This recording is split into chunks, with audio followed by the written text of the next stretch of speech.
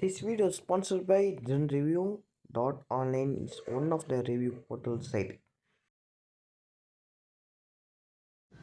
அஸ்ஸலாமு அலைக்கும் வரஹ்மத்துல்லாஹி வபரகாத்துஹு. கேள்வி என்னன்னா, பெண்கள் ஃபர்தா போடாமல் வெளியில் போகலாமா, ஹிஜாபை மட்டும் போட்டுட்டு அப்படின்னு கேட்குறாங்க.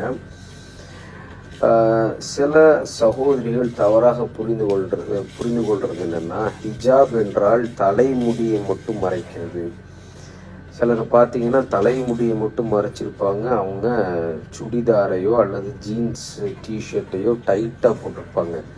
அது ஒரு காலமும் ஹிஜாபாக மாறாது. ஹிஜாப் என்றால் அதில் இருக்கக்கூடிய மிக முக்கியமான ஒரு ஷரத்து, ஒரு ரூல்ஸ் என்னென்னா, பெண்களுடைய அங்கங்கள் எக்ஸ்போஸ் ஆகக்கூடாது. விச் மீன்ஸ் டைட்டாக இருக்கக்கூடாது. இப்போ டைட்டாக இருந்தால் அது ஹிஜாப் கிடையாது.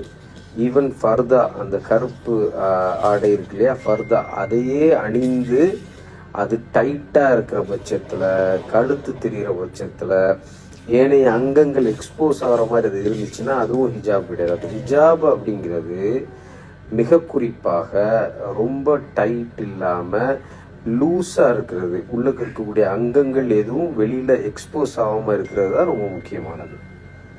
5 வேளை தொடக்கூடியவனாக நான் மாறுகின்றேன். யா அல்லாஹ், என்னுடைய பாவங்களை மன்னித்து விடு யா அல்லாஹ். எல்லா மோசமான விஷயங்களையும் நான் விட்டு விடுகின்றேன். மது, புகை என்ற மிக மோசமான போதை பழக்கங்களை யா அல்லாஹ் உனக்காக நான் விடுகின்றேன். உன்னுடைய முகத்துக்காக நான் விடுகின்றேன் யா அல்லாஹ், என்னுடைய பாவங்களை மன்னித்து விடு என்று உருகி யார் துஆ செய்வார்களோ அல்லாஹ் சுப்ஹானஹு வ தஆலா அவர்களுடைய பாவங்களை மன்னிக்கின்றான்.